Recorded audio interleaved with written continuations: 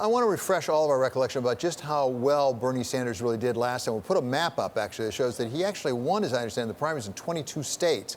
What did you learn from the last race that you could apply to this race to do even better?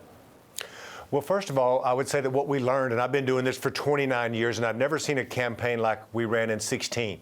And that has nothing to do with Bernie Sanders, but the people that he motivated. That will always be the true difference between this campaign and any campaign that goes forward. We want to build on that momentum for 2020, but there's a real growth out there in activism. Part of that is spurned by people who don't like Trump, and part of it is like the legacy of Bernie Sanders and the message that he's been talking about for years. The vision that he had 3 years ago was supposed to have been a fringe idea, outside the norm, when we talked about Medicare for all, a livable wage at $15, free colleges for public universities, and now that's mainstream. So we want to build off those ideas, build off of those 22 states that we ran to actually bring a narrative to this Democratic presidential primary that gives us a great shot to win.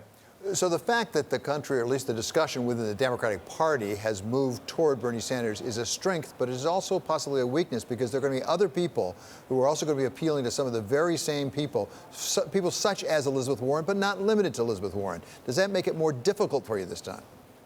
Anytime you run for president, no matter if you're Bernie Sanders or Elizabeth Warren, you need three major things. One is name ID.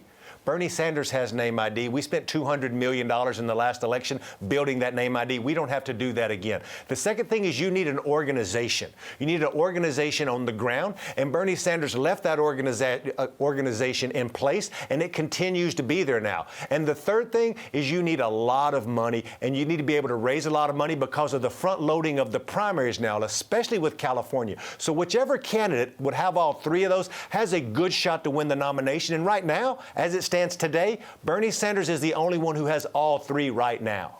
How will Bernie Sanders appeal to some of the traditional Democratic powerhouse parts of the voting? And that, I'm really talking about minorities. Latinos are a group that you know terribly well. You've made a name for yourself in that area. But also African Americans. There was a perception that he did not really reach out as much as he could have last time to African Americans.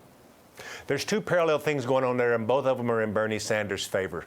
We won almost every state people of color under the age of 40, and in most states under the age of 30. So we did really well with young people of color, more progressive people that are believers in the message that Bernie Sanders had.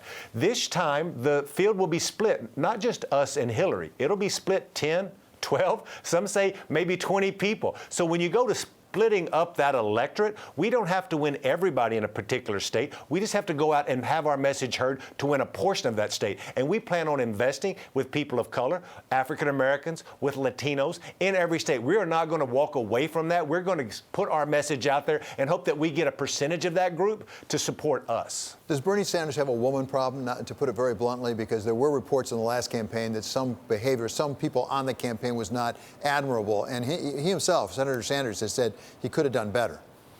Absolutely. Well, I'm going to have to say the same thing that the senator did, is we could have done better, we will do better. And we're going to empower women in this campaign. We're going to empower women of color in this campaign. We want to make sure that our campaign is reflective of the entire universe of the Democratic primary base and all of America, for that matter. We want to empower immigrants, but we especially want to empower women and make sure that they're a big part of this campaign, because this narrative is just false, but this will be a much different campaign.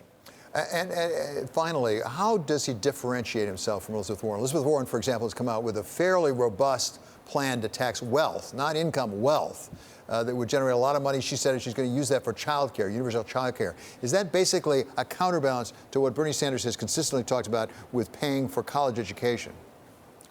First of all, I'll say about Senator Warren that Senator Warren is Senator Sanders' friend. He openly talks about her being our friend, and she will be our friend. So what we need to think about is what are the nuances between the programs, and let the voters decide. We're going to run on the platform that we've been running on for years. Elizabeth Warren is going to run on her platform. We want to take our message to the voters and let them decide.